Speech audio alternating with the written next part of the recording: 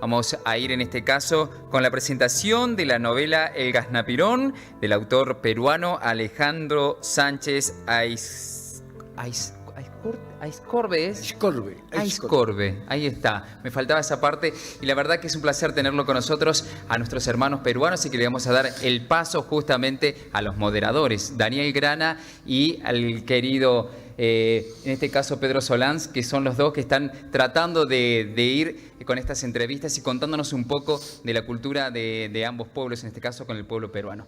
Todo suyo, Pedro y Daniel. Muchas gracias. Sanada la herida de la pantorrilla, que le había dejado sin sensibilidad la piel en torno a la cicatriz, Julián decidió viajar a la Argentina para recuperar una cantera de granito de la familia por la que se había pagado impuestos toda la vida. Tomó un ómnibus de Ormeño en Lima, pasó por Arica, ciudad peruana, cenó en Pozo Almonte y llegó a Santiago de madrugada. Participó allí en una jornada de protesta contra el dictador y guardó de recuerdo un casquete de bomba lacrimógena lanzada por los carabineros. A la mañana siguiente, el ómnibus dejó atrás el aire malsano de Santiago. Al cruzar los Andes, saludó en persona a la Aconcagua. Llegó a Buenos Aires con los tobillos hinchados de 3 días de asiento y con los ojos enrojecidos de estudiar francés y leer en letra pequeña sobre héroes y tumbas. Pasó 2 noches en casa de Teresita, prima hermana suya, hija de Delicio Pérez de Almavera. Teresita había militado en las filas de los Tupamaros. Su esposo había fallecido hacía poco a raíz de las torturas que lo dejaron paralítico. A cenar, la primera noche, llegó César Pérez de Almavera, prácticamente condenado a prisión o a muerte por la Alianza Anticomunista Argentina, AAA, cuando era jesuita y decano de la Facultad de Ciencias Sociales de la Universidad del Salvador, institución ignaciana. Un provincial de apellido Bergoglio, sabiendo que Pérez de Almavera era blanco de la AAA, lo mandó al Perú para ahorrarle el peligro. Fue entonces que, en Lima, César Pérez de Almavera visitó la nueva casa de Atilio, comió unos chorizos quemados a la parrilla, orinó en el baño de visitas y conversó en voz baja con el tío, sentados en el antiguo sofá de contraalmirante Villar. Desilusionado de la compañía de Jesús, César Pérez de Almavera decidió seguir profesando su fe en el clero secular, en el mundo, en la pobreza de Quilmes. Al atardecer del segundo día, Julián se despidió de su prima y tomó un taxi a la estación de Retiro. Le sorprendió la cantidad de vendedores ambulantes apostados en los alrededores de la otrora lujosa estación. Se sentó a la mesa de un cafetín, pebete, café con leche y vigilante de postre. Enseguida abordó el tren nocturno con destino a Córdoba, La Docta, donde se alargaban las vocales como queriendo cantar. En la estación de Córdoba, con las primeras luces de la mañana, lo recibió Peter Saravia, ex correo de la guerrilla, poeta y químico farmacéutico, que ya no quería tener su propia farmacia, porque junto con su esposa puso una en el Chaco y alquiló una casa con piscina en la que se ahogó su hijo de 2 años. En carro prestado, Sabina lo llevó a Carlos Paz, villa encantada que le había servido a Ernesto Sábato para escribir El túnel. Laboraba Sabina en el semanario Bamba, nombre del indio comechingón que tuvo amores con Domitilia Pilaris, tía abuela de Nora Pilaris, cornuda esposa de Párpado Inquieto, cornudo por mérito propio, sucesor de Nicolás Centenario Niefelibata, asimismo cornudo, Un poeta local versificó la historia del romance entre Domitila Pilares y Bamba. La familia de ella compró la edición entera y la quemó. Bamba y sus 4 hijos, producto del prohibido amor, el Benjamín ciego por castigo divino, desaparecieron. Sobrevivía un ejemplar del poemario en el anaquel de un viejo escritor de Carlos Paz que, por gestión de Sabina, invitó a Julián a hojearlo.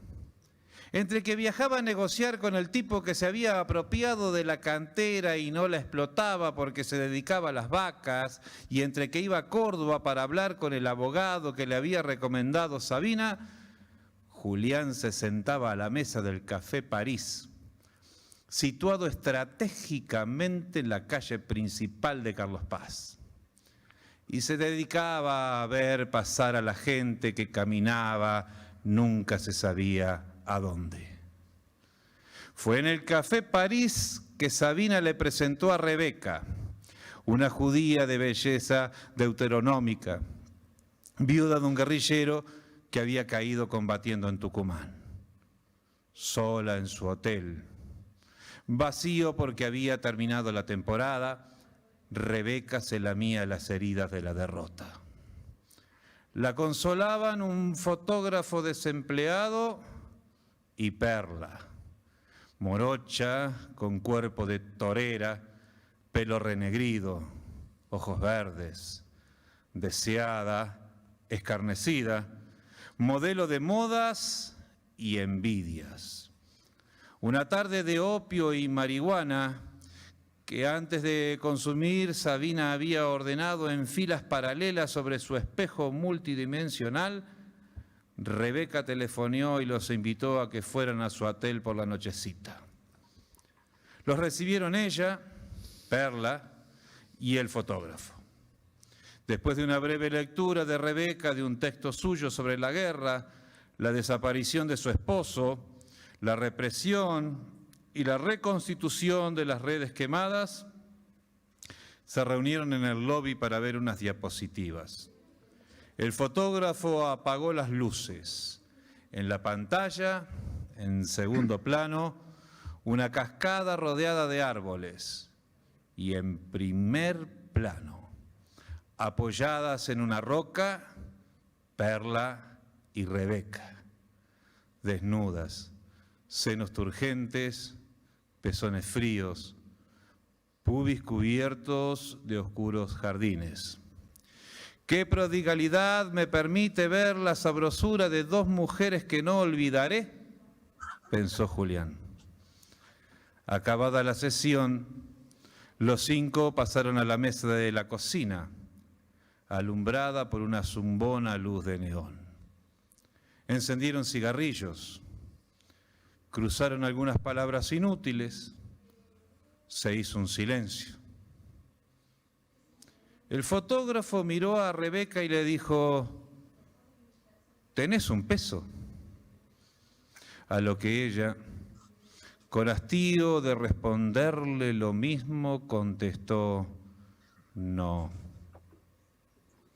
Interpuesta la querella, con todas las de perder por la propiedad de la cantera, luego de 2 meses de ensueño en la villa encantada de Carlos Paz, Julián se despidió de Peter Sabina desde el ómnibus, irguiendo el puño derecho de los comunistas, el puño izquierdo de los trotskistas, cualquiera de los puñetes de los devotos del verso del puño. Que viva Bambucha, el loquito de Carlos Paz, dijo entre sí. Que vivan los indios comechingones que el abuelo de Peter Sabina, defendiéndose del malón, cazaba desde la azotea del rancho con un fusil Mauser argentino, hasta el día de hoy enterrado en el jardín de su hijo. Le quedaban 3 países por delante. Buenas tardes. Nadie puede discutir que esa narración que Daniel nos acaba de leer es de un escritor latinoamericano, de un escritor que lleva en su pluma la historia de un continente y que hoy es indispensable leerlo. Está con nosotros Alejandro Sánchez Eiscorbe. Nació en Panamá, es peruano, pero también argentino, pero también venezolano. Es decir, es un hermano de nuestro continente. Buenas tardes, Alejandro. Muchas gracias, no solamente por estar con nosotros, sino por escribir una literatura que nos representa y que nos hace pensar y que nos hace reflexionar sobre todo en lo que vivimos y en lo que somos. Todo un país como América Latina te escucha. Muchas gracias Pedro, muchas gracias a todos ustedes que forman parte de mi propia nacionalidad múltiple. Y quiero agradecer particularmente esa extraordinaria lectura de Daniel, porque nadie la pudo haber leído mejor. Ha interpretado perfectamente los tiempos, la cadencia, el ritmo de la narración, que no se debe apurar y que tampoco se debe demorar, como la vida. No. Entonces me he sentido muy satisfecho por esa hermosa lectura, Pedro. Estoy muy emocionado, además, de estar en contacto con Huelva, con Carlos Paz, con México, con Perú, ¿verdad? Y ver las banderas allí, ver la bandera de mi país, ver la bandera del país de mi madre, que es la Argentina, que es mi país también. Así que aquí estamos. Tú has dicho que esto es una novela que tiene que ver con América Latina, y sí, efectivamente fue escrita en América Latina, para América Latina y por América Latina, ¿no? Y es producto también de la lectura de muchas novelas latinoamericanas y de mucha narrativa y poesía latinoamericana también, así como otras de otros países, ¿no? Pero las raíces están allí, ¿no? Así es. Alejandro, me gustaría preguntarte, no como editor de tu novela El Ganaspirón, que para mí es una obra impensada y que realmente hay que leerla. No quiero caer en el cliché de decir que es indispensable. Es una novela que hay que leerla. Y en la modalidad de book, que es lo que nos toca en estos tiempos. Pero quiero salir de mi rol de editor y preguntarte si para escribir una novela de América Latina o de Iberoamérica, de la forma y de la fogosidad que has escrito o que es la novela El Ganaspirón, si hay que leer marxismo, si la influencia del marxismo de la década del 70 se mixturó en esa novela, si un lector de hoy puede indagar en El Ganaspirón al marxismo latinoamericano o interpretado por José Carlos Maleate, por Moreno, por Posada. ¿Qué tanto peso tiene el marxismo en una novela como El Ganaspirón? El peso es enorme, porque la ideología que forma la columna vertebral de la novela es el marxismo en su versión trotskista. Y el drama que vive la pareja de adolescentes que se conocen a los 15 y 13 años se ve directamente afectado por la ideología marxista trotskista. Se ve directamente afectada esta relación por el partido político. El partido político que era uno de los sueños de la época. ¿no? ¿Estamos en contacto? Sí, estamos escuchando. Sí, se ve directamente afectada por esto. De manera que el hegelianismo, el kantismo, la filosofía, el marxismo, ¿verdad? Son elementos, son factores en la novela, son actores en la novela, porque determinan conductas. Y no solamente determinan conductas políticas, determinan conductas privadas, ¿no? La política se mete en la cama, por decirlo de alguna manera. ¿Y qué influencia hay hoy, o qué puede haber en un lector del Ganaspirón que no vivió los 70 ni los 60 y que ha tenido como una licuación de ideologías? Sí, te entiendo. Tú dijiste en un encuentro anterior, Pedro, una frase muy aguda, ¿no? Que en el Ganaspirón se fusilaba a las utopías.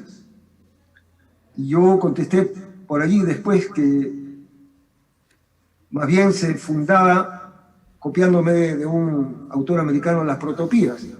Es decir, el cambio paulatino, el cambio pequeño que se lucha día a día, ¿no?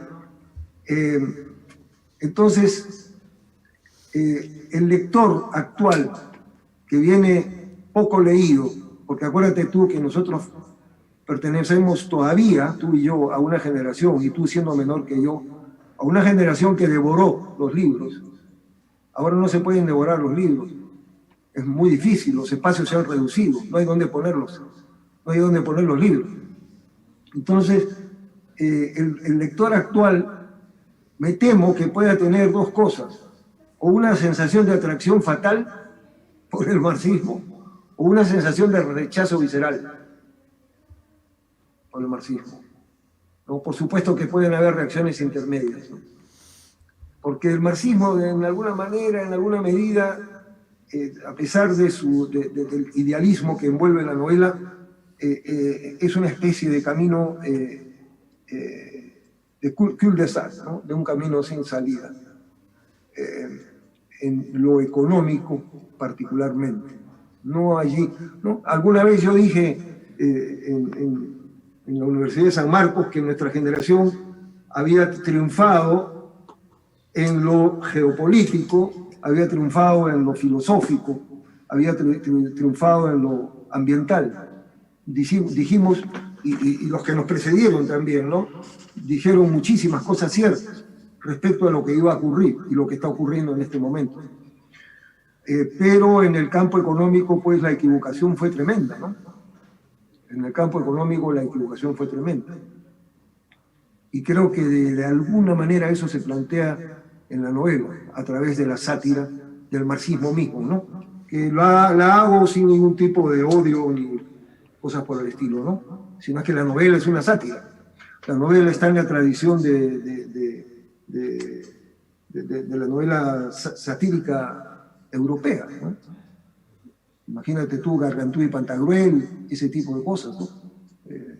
El Buscón de Quevedo, el mismo Cervantes, el mismo Quijote, ¿no? Son novelas que han fundamentado el Ganaspirón, inclusive el borrador del Ganaspirón, que se publicó en el año 95, que es muy pequeño respecto a Ganaspirón, tenía una fuerte influencia de la gramática cervantina, ¿no? Cosa que le he quitado en esta edición y solo he dejado algunos guiños, ¿no?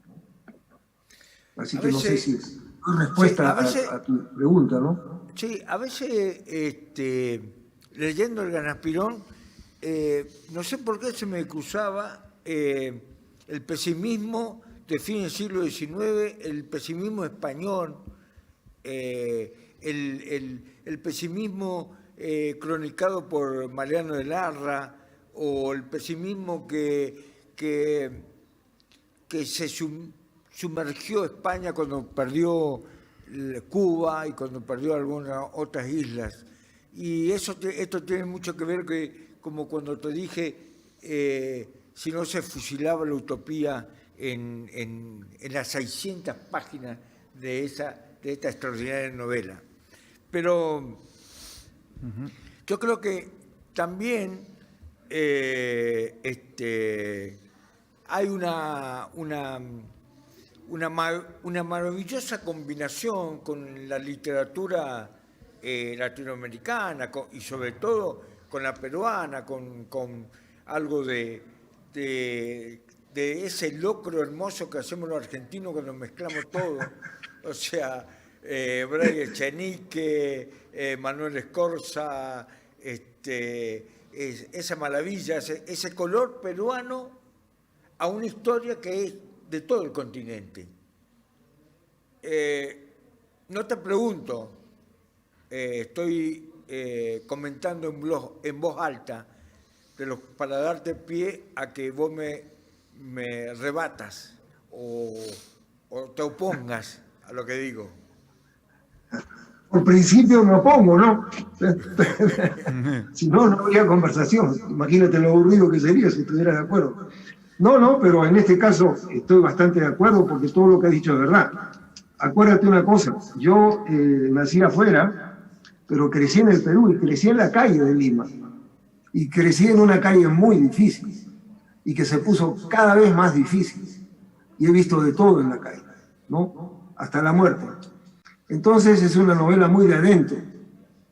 Y por otro lado, como ya alguna vez te he contado, mi madre argentina, en vez de cantarme nanas para dormirme, en vez de cantarme a rorró, me cantaba tangos de los más tremendos, y me sé las letras hasta el día de hoy.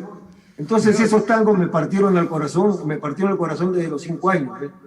Y además, mis hermanos hemos viajado por Chile, por Ecuador, por la Argentina, por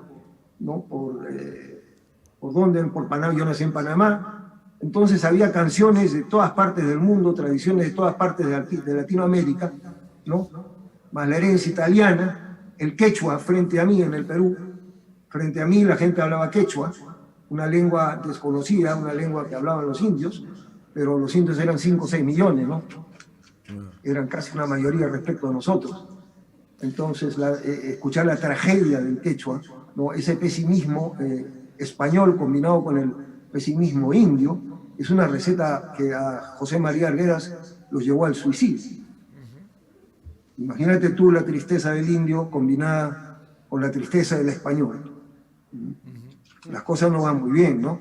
Entonces yo creo que eso también se refleja en el Ganapirón inconscientemente, ¿no? Hay un pesimismo, una tristeza, una depresión constante frente al mar en los Andes, ¿no?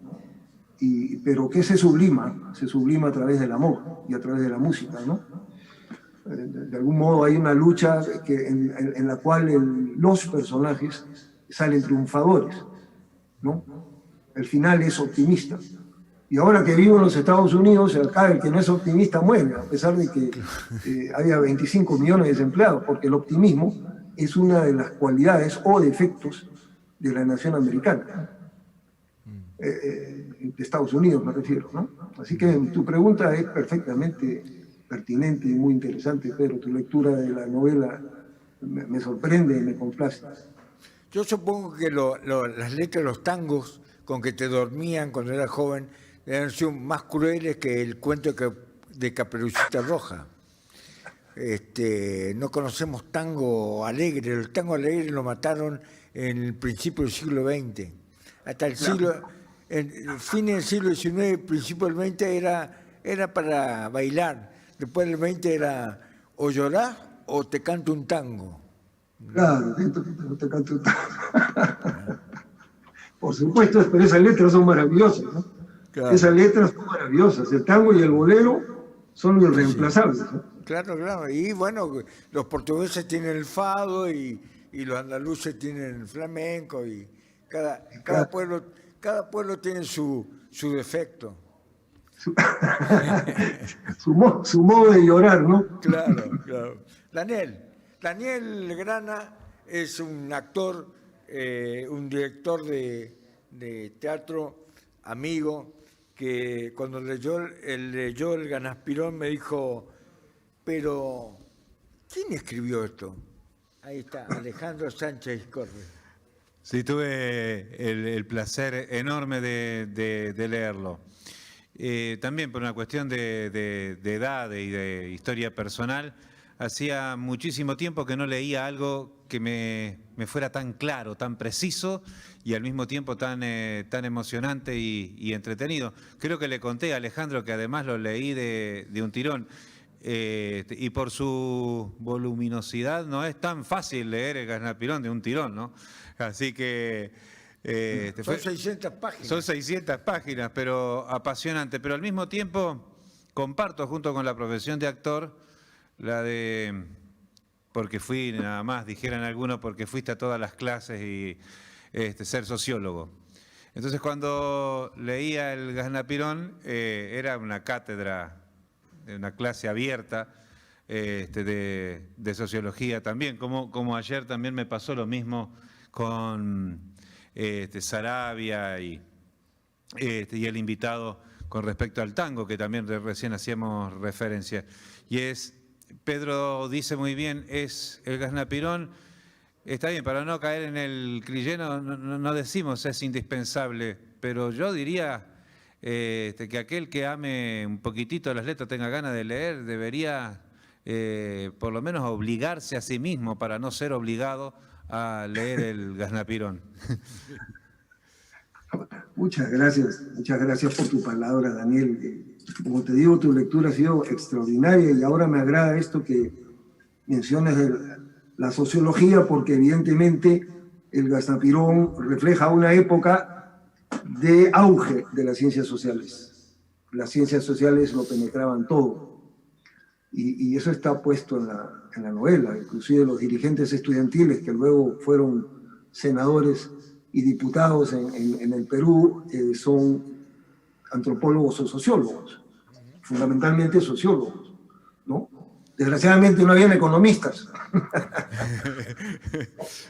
pero es así. Yo nunca había escuchado palabras tan profundas y sencillas al mismo tiempo que profundas, porque la sencillez no quita la profundidad, o la profundidad no quita la sencillez, sobre el Gaznapirón, ¿eh? Ustedes dos han dado en lo más íntimo del Gaznapirón, por supuesto que no se han referido a lo peor, pero a lo peor y lo mejor también lo encontrará el lector, ¿no? Porque hay grandes lodazales, ¿no? Grandes lodazales en el Gaznapirón, así como también hay grandes vuelos de altura, Espero yo, por lo menos yo estuve volando por ahí. Alejandro, a mí me gustaría sacarte un poquito de tu gran obra y preguntarte la opinión que tenés de la novelística latinoamericana o hispánica, si querés ser un poco más amplio, post los escritores que tuvieron su auge en el tiempo que relata el Gaznapirón. O sea, el post-boom. Post-boom. No quise hablar de boom. Mira, porque... Pedro, me agarras porque yo soy un lector del pasado. He leído muy poco de literatura del post-boom, poquísimo. Verdaderamente poquísimo. Porque mira, frente a mis ojos en este momento se encuentra la vida de Galileo en alemán de Bertolt Brecht. Yo me rompo los ojos leyendo literatura del siglo XVI, literatura en inglés. Un poco tenemos la costumbre de decir, me amparo en los clásicos. Ahora, esto está cambiando. Mira qué casualidad, porque el boom sí lo leí, pero el post-boom no. Y la literatura actual tampoco, no he tenido tiempo. Sin embargo, ahora, una alumna norteamericana, a la cual enseño español de manera increíblemente efectiva, nos pone en contacto con un conjunto de narradoras argentinas y una chilena, no voy a decir los nombres, que están publicando en español en este momento en la Argentina. Y son buenísimas. Y curiosamente empiezo a leer con el mismo entusiasmo que leía la literatura latinoamericana anterior al boom, porque yo he leído mucha literatura latinoamericana anterior al boom. En el boom, evidentemente, me quedo con La desesperanza de Donoso, El obsceno pájaro de la noche, el pre-boom, evidentemente con José María Arguedas, ¿no? Pero esta literatura escrita por mujeres, en este caso argentinas y una chilena, si tuviera los nombres acá te los daría, me parece extraordinaria. Y con toda fe y con todo cariño voy a comenzar ya comencé a leer y me he encontrado con unos cuentos fantásticos maravillosos, que no le envían nada a Borges. La pregunta te lo hacía porque me da la impresión, no tengo la certeza, cada vez tengo menos certeza, nunca la tuve, de que la literatura que se está haciendo ahora, la novelística, es como que los escritores se están alejando de ese boom, o sea, se están desmamantando de Julio Cortázar, de Vargas Llosa, de García Márquez. Me da la sensación, por eso estamos encontrando literatura como El Ganapirón, donde hay una transición, estamos contando los tiempos que se vivían cuando estos grandes escritores estaban publicando. O sea, mientras leíamos a García Márquez nos estaban pasando cosas que lo estamos contando ahora. Me da esa sensación. Más de ese tiempo están apareciendo mayormente mujeres que están indagando costumbres de pueblos pequeños, de países profundos, que no son del realismo mágico, ni tampoco vienen impregnados de la política convulsionada que hemos vivido en los 70. Entonces, esa es la riqueza que intuyo que estamos encontrando en los nuevos textos. Y quería tener tu opinión porque vos sos un escritor que leíste el boom mientras vivías la convulsión de los 70. Claro, en realidad lo leí de leerlo, lo leí después, en los años 80, ¿no? Entre el 75 y toda la década del 80, leí el boom, ¿no? Junto con otras cosas. Ahora, lo que te quería decir es lo siguiente. Luego de residir acá, en Estados Unidos, 20 y tantos años, tú te encuentras con una producción industrial de la literatura. Porque la cantidad de libros, 60.000 títulos o más que se publican al año en los Estados Unidos, dan para todo. Dan para lo pésimo y dan para lo excelente en el campo de la novela. Y el campo de la novela se está ampliando en América Latina. Los temas están como una vez me dijo Günter Grass, hablé con él en Moscú y le pregunté qué le diría usted a los jóvenes escritores y me dijo que no escriban sobre sí mismos. Y yo muy contento publiqué la entrevista y dije, Günter Grass ha dicho a los escritores jóvenes que no escriban sobre sí mismos. Inmediatamente el regreso a Texas y Günter Grass publica una novela sobre sí mismo donde reveló que de chico había formado parte de las juventudes nazis. Por primera vez en su vida reveló eso, ¿no?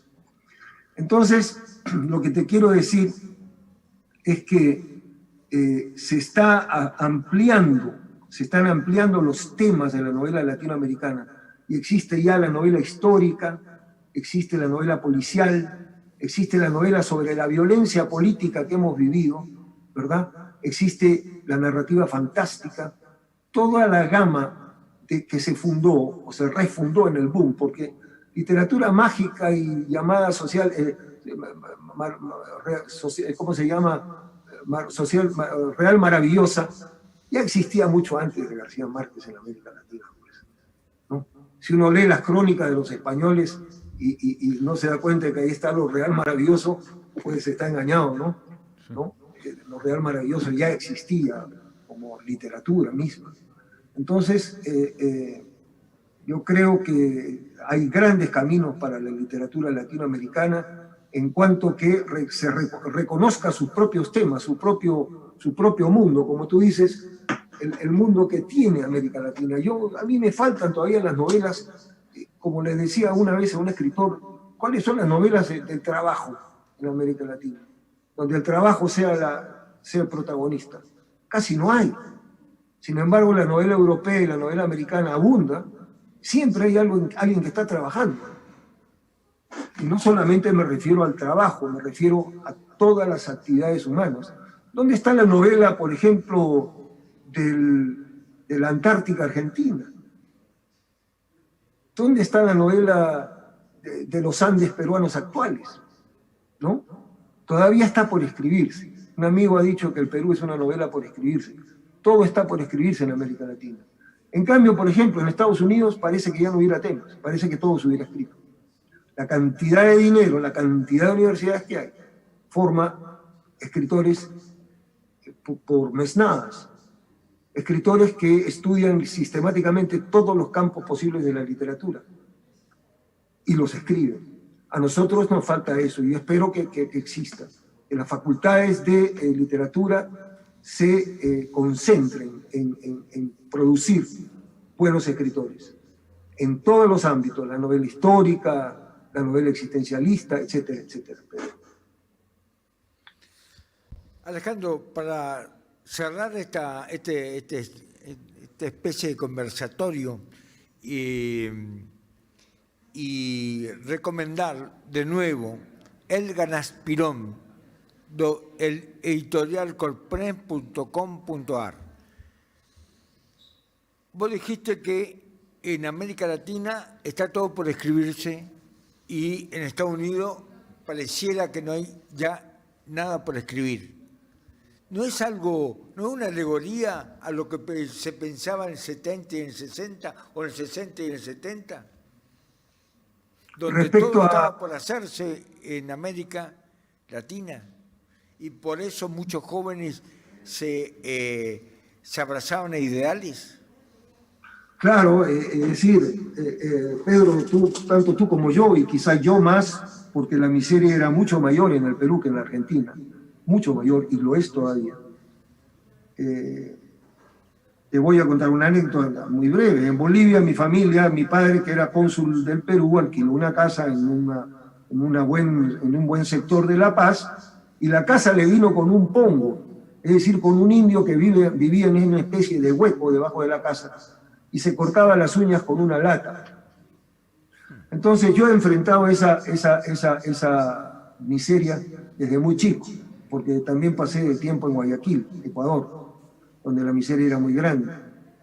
Y evidentemente las opciones que tuve como joven marxista a los 16, 17 años, eran porque la miseria me parecía algo totalmente aberrante que pudiéramos vivir en un mundo así. De modo que en ese sentido todo está por hacerse en América Latina, porque no la hemos superado. Ha habido una especie de mejora en los últimos años, pero no hemos superado la miseria, y menos aún la miseria ambiental, ecológica, ¿verdad? Que es hermana de aquella. De modo que todo está por hacerse. Y en Estados Unidos también, Pedro. La pandemia ha demostrado que este es un país en pañales. Un país en pañales, inmaduro, completamente inmaduro. La conducción de la pandemia por parte del gobierno ha sido desastrosa. Se han perdido decenas de miles de vidas que pudieron ser ahorradas, ¿no? Y también está por hacerse las cosas acá. La gente está en las calles, como en los años 70. Se repite la historia, ojalá que no haya derramamiento de sangre, ¿no? Que es lo que debemos evitar, porque la sangre generalmente es del pueblo, ¿no? Sangre la pierden los muchachos de la calle, ¿no? Bueno, muchísimas gracias, Alejandro, por tu tiempo, por haber participado en este encuentro cultural iberoamericano. Muchas gracias por tus obras. Yo recomiendo que leamos a Sánchez Iscorbe, que leamos a los escritores iberoamericanos, y nuevamente gracias por tu generosidad y por confiar tu obra en Corprens Editora. Muchísimas gracias. Unas palabras para despedirme, Pedro, muy breves. Fíjate, yo no le hubiera confiado mi obra a nadie, sino a una persona como tú, a un poeta y un gran escritor, en primer lugar. En segundo lugar, quiero agradecer a la Municipalidad de Carlos Paz, quiero agradecer a Córdoba, por donde pasó mi familia que venía de Tucumán, y por supuesto a la gente de Huelva, ¿verdad?, que está con nosotros. Así es, así ¿no? es, así es. Así que quiero agradecer a todos y que esto se repita porque tenemos que repetirlo. Bueno, un gran abrazo. Seguramente que la próxima vez va a ser en Huelva. Claro, y discutimos más. Muchas gracias, ¿eh? Muchas Chao, gracias. hasta luego.